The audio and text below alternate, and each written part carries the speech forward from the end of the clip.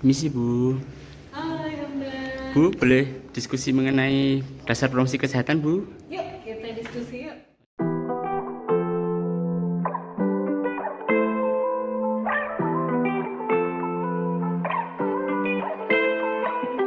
Hai teman-teman mahasiswa, selamat datang kembali di mata kuliah dasar promosi kesehatan bersama saya pengampu untuk mata kuliah ini Paranita Magdalena Soekarno Putri yang akan mengampu teman-teman di semester ini. Nah, sebelum kita akan belajar tentang dasar promosi kesehatan, kita akan melihat poin-poin apa saja sih yang akan kita pelajari di kontrak kuliah. Yang pertama, teman-teman, kita akan belajar tentang konsep, sejarah, promosi kesehatan dan juga Ottawa Charter. Itu akan kita pelajari di pertemuan 1 dan pertemuan kedua. Untuk pertemuan ketiga, kita akan belajar tentang visi, misi, tujuan, dan ruang lingkup dasar promosi kesehatan. Untuk pertemuan keempat dan pertemuan kelima, kita akan belajar tentang apa sih sebenarnya definisi dan jenis dari strategi promosi kesehatan itu sendiri. Apakah itu dalam bentuk advokasi, kemitraan, atau dalam bentuk pemberdayaan masyarakat. Di pertemuan ke-6 dan 7, kita akan mulai belajar tentang pendidikan kesehatan dan perilaku dari masyarakat itu sendiri. Dan pertemuan ke-8, kita akan menjalani UTS atau ujian tengah semester. Di pertemuan ke-9 dan 10, kita akan belajar tentang metode dan media promosi kesehatan. Apa sih definisi dari metode, apa sih definisi dari media, dan jenis-jenis apa saja media dan metode yang bisa kita gunakan untuk meningkatkan derajat kesehatan masyarakat kita. Dan pertemuan ke-11, kita akan belajar tentang promosi kesehatan dan pemasaran sosial. Di pertemuan ke-12, kita akan belajar tentang konsep dasar pesan promosi kesehatan. Bagaimana menyusun dasar pesan dari promosi kesehatan ini supaya efektif dan bisa akhirnya mempengaruhi perilaku masyarakat kita. Di pertemuan ke-13 dan 14, kita akan belajar tentang promosi kesehatan di berbagai setting. Dan teman-teman di sini akan turun lapangan untuk mempelajari dan menyusun strategi promosi kesehatan. Dan pada akhirnya di pertemuan ke-16 kita akan menyudahi semuanya dengan ujian akhir semester. So teman-teman jangan sampai ketinggalan dan terus bersemangat untuk mengikuti mata kuliah kita.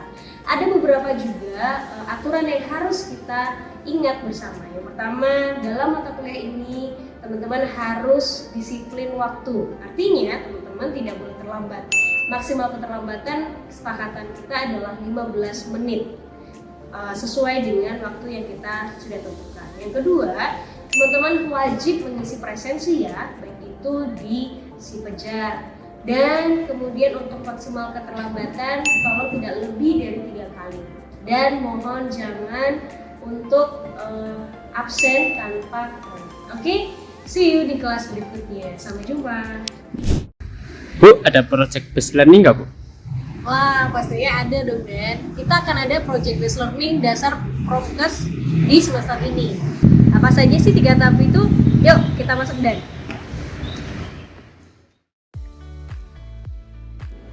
Hai teman-teman mahasiswa, saya akan mulai menjelaskan tentang project based learning kita yang sejatinya dibagi menjadi 2 tahapan besar. Yang pertama adalah tahapan observasi dan yang kedua adalah tahapan pengembangan prototype media kita. Untuk tahapan observasi dibagi menjadi 3, yaitu pra-observasi, observasi, dan pasca-observasi. Untuk pra-observasi, teman-teman akan dimasukkan ke dalam kelompok kecil yang terdiri dari 2 sampai 3 anggota di dalam kelompok tersebut. Setelah masuk dalam kelompok, teman-teman akan dibagikan setting tempat, yaitu terdiri dari sekolah, kampus, kemudian pusat perbelanjaan atau mall, atau mungkin puskesmas, poliklinik. Nah, di mana teman-teman setelah mendapatkan tempat atau instansi atau layanan kesehatan yang sudah ditentukan, teman-teman akan mulai melakukan yang namanya tahapan kedua, yaitu observasi. Mulai mengamati media apa saja yang ada di tempat tersebut. Apakah ada media banner, apakah ada media spanduk, apakah leaflet, booklet, buku, ataupun yang lainnya. Untuk setelah itu, teman-teman harus melakukan tahapan yang ketiga, yaitu menganalisis media promosi kesehatan tersebut. Apa sih sebenarnya jenis media itu, kemudian makna pesannya seperti apa, kemudian kelebihan kekurangan medianya seperti apa, kemudian makna pesannya apa. Jadi setelah teman-teman menganalisis, teman-teman berikutnya harus menyusun laporan observasi berikut dengan semua langkah-langkah yang sudah teman-teman lakukan. Untuk langkah yang kedua yang harus teman-teman lakukan setelah melakukan observasi adalah media prototype development. Untuk media prototype development ada 3 langkah juga yang teman-teman akan kerjakan. Yang pertama adalah pre-project media prototype development yang terdiri dari membuat kelompok besar. Setelah teman-teman tadi observasi, teman-teman akan digabungkan menjadi 6 kelompok besar. Nah, setelah itu teman-teman akan menggabungkan hasil observasi dari kelompok-kelompok kecil ini, kemudian teman-teman mendiskusikan mana media yang harus dipilih untuk diwakilkan di dalam kelompok teman-teman ini. Nah, setelah itu teman-teman akan mengembangkan prototipe media yang sudah dipilih dan ditentukan. Apakah teman-teman akan mengubah warnanya, apakah teman-teman akan mengubah kesannya sesuai dengan apa yang dipandang ideal, media ideal atau media yang efektif menurut teman-teman semua. Nah, setelah itu teman-teman akan melakukan penilaian media, di mana penilaian media ini akan dilakukan secara voting, gitu ya. Jadi kita akan meminta kelompok lain untuk menilai dari hasil pengembangan prototipe media kita. Setelah itu teman-teman harus mendokumentasikan, dan langkah berikutnya adalah post project, yaitu menulis hasil penilaian dalam format, dan teman-teman harus menulis artikel yang nantinya akan di-publish di media koran online seperti Kompasiana, Kumparan, dan sebagainya.